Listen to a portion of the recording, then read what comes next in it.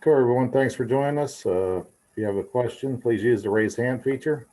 And we will start with Greg Hunter.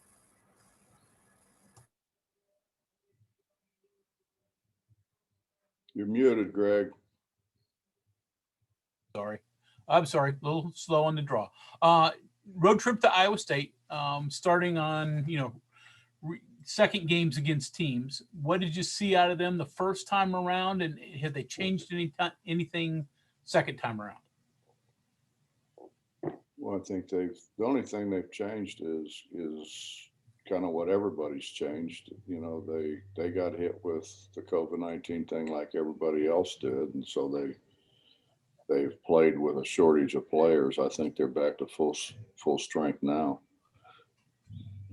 We were struggling to win. They played very well. They're hard to guard. Steve does a great job, runs great sets, and they got a lot of guys who can make shots. Charles Montgomery. Coach, you talked about a lack of competitiveness in some of your players on Saturday. What are you going to look at to try and get some competitiveness back in them, considering you're now in the last month of the regular season? I don't know. I'm not a witch doctor, and I'm certainly not a cardiologist. So, at some point in time, I think they maybe ought to get tired of losing these games. And a lot of guarding is wanting to. I mean, I've had guys that maybe weren't as fundamentally sound as a lot of other guys, but they guarded their tails off because they took a lot of pride in it. I just don't see a lot of pride. I don't see anybody getting mad when their man scores. I don't know, maybe you guys have seen something I didn't, but I don't see anybody upset. They just can't wait to get it out of bounds and go the other way. And that's not a good thing. I mean, it's got to matter to you. Everybody gets mad when they miss a shot. You ought to get mad when your man makes one. Michael Sussman. Coach, Deuce had an uncharacteristic game offensively, shooting-wise, the other day. What's your message to him as far as bouncing back for the next one? Well, I think the biggest thing is he's got to stay out of foul trouble, and he's gotten some really, really rough calls. Don't get me wrong. I mean, they've made some calls on him that, going back and even looking at the film, I don't see the foul. But I mean, he's got to stay on the floor more. I think he sits over there. I mean, I think everybody does. You kind of, you lose your sweat and everything else, and he's going to miss some shots. I mean, the guy's been really, really good, and he's going to miss some shots. I mean, think about what Sean McNeil went through. He's making shots again now. It's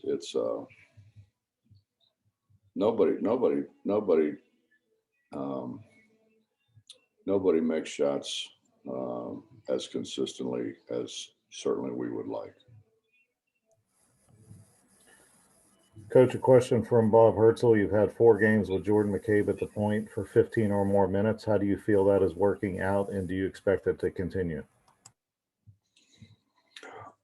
Well, I thought Jordan would give us a lot more stability, and I thought he shot the ball really well, and I thought it's hard for him he's got to have an open shot, but we haven't done a great job of getting him open shots.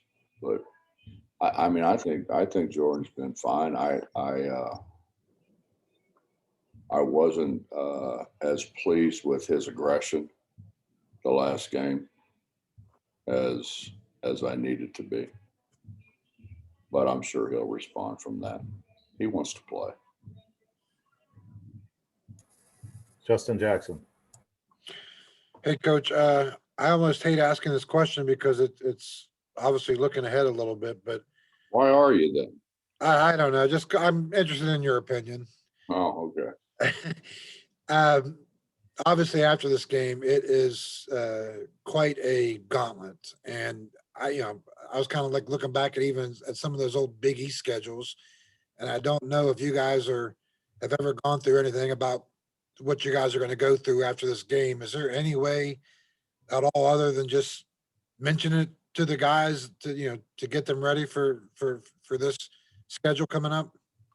Well, Justin, as you know, I'm very real with them. And yeah, I brought it up. I brought it up yesterday. And I think they understand. I think they understand what's coming.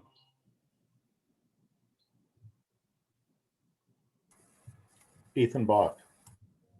Hey, Coach. You've coached guys like Fortson, Kmart, and Max Seal at Cincinnati, and then Devin Williams here. Is there something about Derrick that reminds you of those guys? Well, Derrick's obviously a premier rebounder. I mean, he's. I thought Devin was a terrific rebounder, right? and so were those other guys that you mentioned and others that I've had over the years. I think with Derrick, it's a consistency thing. You know, he had 6 the other day, and then turns around and gets 12. He had 18 back to back, and you're not going to get 18 every game. I mean, I fully understand that, but I think Derrick could consistently be a double figure rebound guy. But it's like, it's kind of like guarding people. You got to want to. I've never had a rebounder who didn't want to rebound. And I think as Derrick becomes more consistent in his play, which he has over the years, he has over the years, I think he'll be one of the premier, if not the premier rebounder in America. But it's going to take consistency. Kevin Kinder. Could you have mentioned getting to a certain total of passes as an indicator of your team's moving the ball well and helping scoring? Can you detail that a little bit? What's your goal? What do you need to do in terms of those total numbers to make what you're doing on offense more effective? Well, I think I probably didn't explain that well enough. I want them to shoot it when they're open. You saw against Florida when Sean McNeil was open, when they went 1-3-1, he shot the ball, and I've been on him every day in practice. If you're open, I don't need you to dribble. I don't need you to make another pass. I need you to shoot the ball. The same way with Taz. But that wasn't my point. My point was the ball sticks. We got guys grab it and fool with it, and then dribble it, and then maybe make sure everybody knows they can dribble between their legs, and then maybe unload it to somebody else. That's really bad basketball. And when we have good ball movement, we also have to have good player movement. And when we fail to move offensively, when we fail to pass the ball offensively, it really makes no sense. If you think about our game and what happens, and particularly in a college game, if you enter it to the right wing, for example, all those people on the left wing are going to run to the middle of the floor. And so basically you're playing 3-on-5. So I would think it would behoove anybody to maybe reverse the ball to the other side where they're not. And the more you reverse it from side to side, the less they're excited about running to the middle again. So they have a tendency to stay on their own side. And that's what our game is about, creating 5-on-4s, 4-on-3s, 3-on-2s, 2-on-1s. That's what our game's about. That's how you score. That's why you screen. That's why you penetrate and pitch. That's why you do the things that everybody does, is to create numbers. You always want the numbers on your side. And when you hold the ball, that's impossible. Okay, we'll go back to Greg. Hey, Bob, back to Derrick for a second. You talked Saturday about his improved foul shooting and how you were working with him. So could you explain what you did? And he sort of got a hesitation now at the top of his stroke. Is that working for him? Hesitation wasn't my idea, by the way. You have to have your elbow under the ball or you're going to shoot it flat. And Jordan went through that a year ago, and Jordan is, Jordan wants to be a good player, wants to play. And he said to me, what do I got to do? Well, you got to make open shots, man. You're not going to get a whole bunch of them. You need to make open shots. And you can't do that with your elbow out. You can't get the ball up. If you're going to lift something, you have to get under it, right? That's what getting your elbow under the ball does. Same thing. And all I tried to do was make sure that Derrick got his elbow under the ball so he could get it over the rim. Then the next thing is to try to get him and shoot it in a straight line. But if you get it over the rim, you got a heck of a chance. If you don't get it over the rim, you got no chance. Mike Casaza. Hey, Bob, how are you? Good, Mike.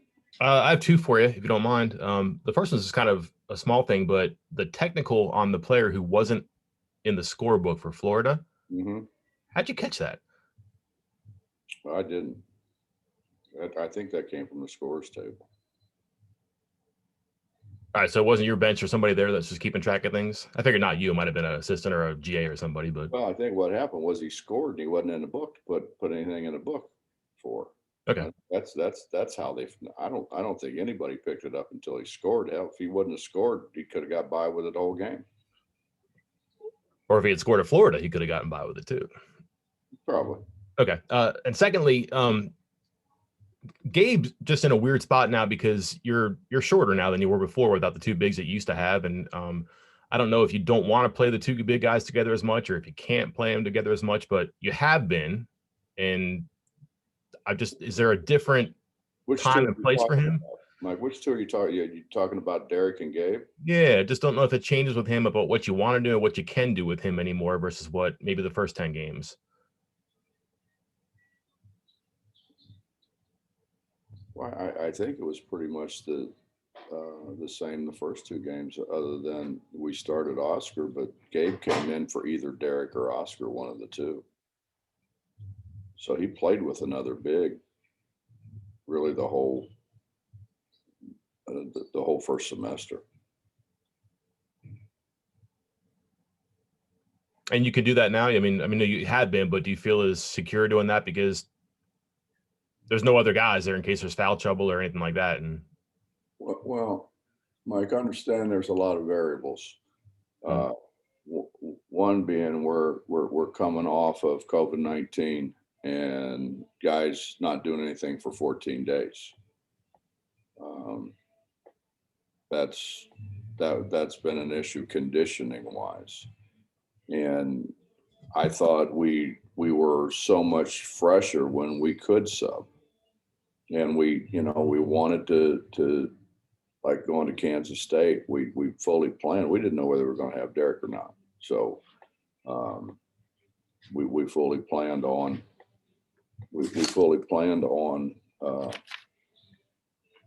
playing Cindy a lot more. But I can't explain to you, Mike, what a confusing year it's been. I mean, we've had guys out, they come back, they're in terrible shape. They can't, they can only play so long. And I think we got accustomed to taking plays off because they had to, because they were tired. But I mean, and it's not just us. I don't want anybody to feel sorry for us. I think it's everybody. It's just been a very confusing year for everyone. But could I play them both together? Yeah, I did. I played them both together against Florida. But then you look out there and, Gabe's pants don't hang down like everybody else's because his legs are so big. but he's still grabbing onto those shorts. When they're bent over grabbing onto the shorts, that's kind of like, without saying, that's the get me out of the game, I'm tired. Ryan Pritt. Hey, Bob. Wanted to ask you about Emmett for a minute. I know he was one of the guys you said was most affected by illness there and lost a bunch of weight and stuff. I think he played 12 minutes on Saturday. Just kind of wanted to see what you thought about where he was mentally and physically. And is it something where you're trying to get him back into a more premier role, or are you pretty satisfied with what he's given you right now minutes wise? No, I mean, Emmett's been a fixture for us since he got here. Emmett was affected the worst by the situation. I mean, obviously Derrick's not back. I mean, Derrick's not back to what he was, but he's a lot further back than Emmett. He wasn't affected near as bad as Emmett was affected, and that's what you find with that disease is it affects different people differently. Yeah. I'm obviously I'd like to explain it to you, but obviously that's not my area of expertise. So, but that's what it is, man. I mean, a lot of us, I'm looking at you guys, a lot of us could, wouldn't hurt to lose 18 pounds. But when you're Emmett, you can't afford to do that. Yep. I don't have that problem, Coach. We'll go to Charles. That's why you never show your face on this thing, Justin. Coach, you had a couple solid possessions at the end of the first half from Keyshawn Johnson. Is he that type of guy? You talked about his offensive ability, but he has had some defensive play that has really kind of shot for the team on some occasions. Is that kind of what you want him to do more and more down the stretch in this last couple games? Well, I'm not telling him don't score, but yeah, I mean he's a guy who can put good ball pressure on the opponent, and I mean I think it was never more evident than at Oklahoma State. But yeah, I mean he's a guy who has earned playing time. You come in, a guy like him who was heavily recruited, who was, all kind of accolades in junior college. And a lot of those guys, they don't play, they pout. He didn't pout. I mean, he just was, it was like every day. It was like, Coach, am I getting better? What do I need to do? It was a very positive situation for him. Back to Justin. Hey, Coach, the game against Texas Tech, obviously when they made their run to get back into it, it was right after Deuce had picked up his third foul early in the second half. Same thing kind of happened against Florida as well.